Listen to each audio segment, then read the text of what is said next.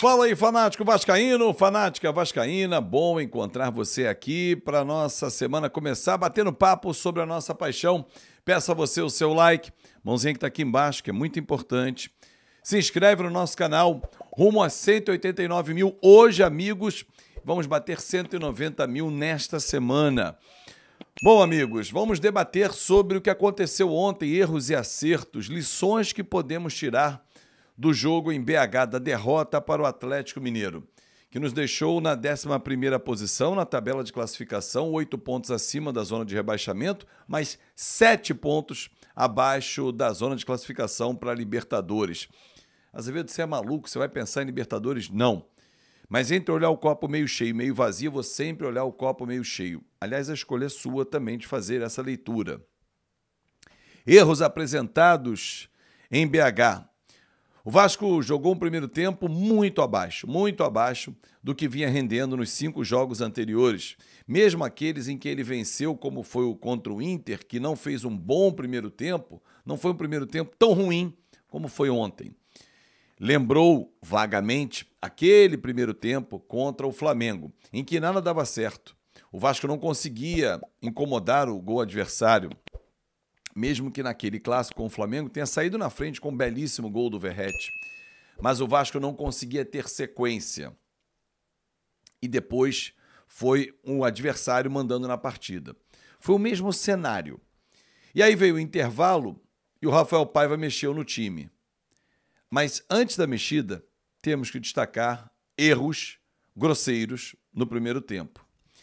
Erros individuais, como no lance do primeiro gol. Bola invertida, Lucas Piton da distância, Gustavo Scarpa ajeita, traz para a esquerda, cruza na área, o Maicon sai no Paulinho, cadê o Léo no meio da área? O Hulk está atrás dele, cadê o Léo Jardim que não sai na pequena área? E cadê o Paulo Henrique? É muito cadê? Gol deles. Vem o segundo gol, o passe do Praxedes é coisa bizonha, que nem na escolinha o aluno faz sem ser repreendido. Ah, mas ele foi repreendido, foi tirado no intervalo. Já disse e repito aqui, torcedor, nada contra o ser humano, até porque não o conheço, mas não vejo condições do Praxedes vestir a camisa do Vasco. Ah, mas ele vinha fazendo bons jogos. Bons jogos, nota 6.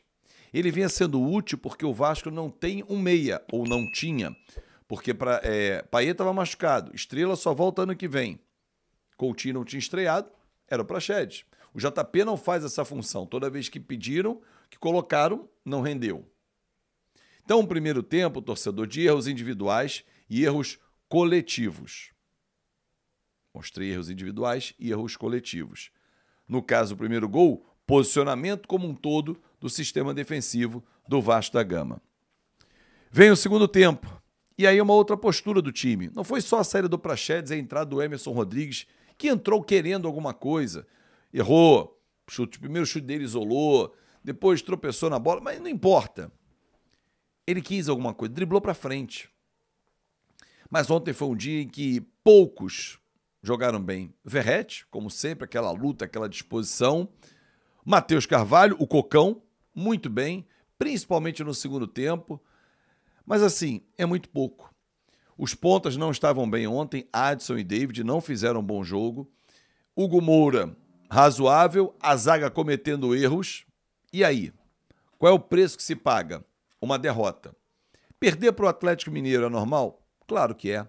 O Atlético Mineiro tem mais time, tem mais elenco, tem jogadores decisivos. O Vasco tem um jogador decisivo hoje, que é o Verratti. O Coutinho entrou ontem no segundo tempo e tem tudo para se tornar esse outro jogador, e aí eu vou colocar no plural mais à frente, mas ainda está sem ritmo de jogo. Mesmo assim, já deu para perceber a diferença técnica. Numa bola deixou o Emerson Rodrigues em condições de finalizar, até tinha o Verratti como opção. Mas ainda precisa de tempo. Payet vai voltar contra o Grêmio, Coutinho vai ter mais uma semana de trabalho, Alex Teixeira também. O time vai encorpar. Mas, Azevedo, dá para sonhar com o quê? Olhar para cima ou olhar para baixo? Eu não vou olhar para baixo, porque o elenco do Vasco é meio de tabela para cima. Esse atual elenco com as peças que chegaram. É só olhar como é que está posicionado o Vasco. Ah, mas tem time que tem jogo a menos. É só olhar como está posicionado na tabela. 8 pontos acima da zona de rebaixamento e 7 da Libertadores. Quem mira para cima alcança o alvo. Quem olha para baixo corre um sério risco.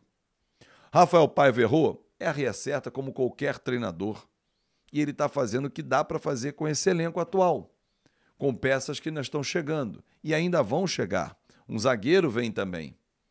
Lá na frente, em outubro, Paulinho, Jair vão ficar à disposição dele, percorrendo todo o caminho de recuperação. Só que domingo que vem já tem o Grêmio. Não dá para esperar o Paulinho, não dá para esperar o Jair. O Payet vai voltar, ainda volta, não volta 100%. O Coutinho vai ganhar um pouquinho mais de minutagem. O Alex Teixeira da mesma forma, quem sabe o Souza vai para o jogo. Mas quando é que ele vai ter todo mundo à disposição 100%? Bota pelo menos mais 2 semanas aí, torcedor. À exceção de Jair e Paulinho. E aí você olha o elenco do Vasco. Não dá para apostar em voos mais altos? Claro que dá. O campeonato tem muitos times equilibrados. À exceção de Botafogo, Palmeiras e Flamengo, todos os outros estão equilibrados. O próprio Atlético, que tem mais time que o Vasco, ainda não engrenou. Tanto é que ele, com a vitória de ontem, passou o Vasco. Ele estava ali embolado com o Vasco. Então, domingo que vem, o Vasco não joga no meio de semana, que a partida com o Cuiabá foi adiada. Tem que vencer. Em Chapecó, o Grêmio. Não tem negociação. Pô, dava para embalar 6 vitórias? Difícil. Quantos times embalaram 6 vitórias nesse Campeonato Brasileiro? Agora, é terra arrasada porque perdeu para o Atlético Mineiro? Não. Terra arrasada seria se perdesse para o Vitória, para o Fluminense hoje, na situação em que o Fluminense se encontra, para o Atlético Goianiense, que o Vasco venceu. Isso é terra arrasada. Porque são times que estão lá embaixo afundados na zona de rebaixamento. Agora, o time que está ali do meio para cima, normal, na volta, no turno, tem que ganhar em casa. Porque aí está jogando diante do seu torcedor. Aliás, o jogo com o Atlético Mineiro vai ser um dos últimos dentro de casa. Se não for o último até, tem que olhar a tabela, mas acho que até o último dentro de São Januário. Então, torcedor, o que eu quero dizer para você é uma semana inteira de trabalho pela frente, corrigir erros, defensivos principalmente, ofensivo, que a bola tem que chegar mais ao overhead, que não chegou, os pontas não foram bem e vai acontecer. A oscilação é normal. O Vasco vinha de 4 vitórias seguidas, tinha empatado um jogo anterior com o líder Botafogo, 5 jogos sem perder. Perder um jogo é normal, não pode perder 2, 3, 4, isso não é normal. O normal do Vasco, que é o que se espera no campeonato, é exatamente isso. Ganha 3, 4, empata 1, 2, perde 1, 2, volta a ganhar. É isso. Essa oscilação pequena é normal. Agora, tomar 5, 6, 7, 8 pancadas aí não. E perder de 2-0 para o Atlético Mineiro, dentro de um contexto. Quando você olha uma tabela, perder para o Grêmio fora de casa é normal? Nessa situação, não. Entende a diferença? Se o Grêmio tivesse, como o ano passado, brigando na parte alta da tabela, era um resultado que fora de casa era normal perder.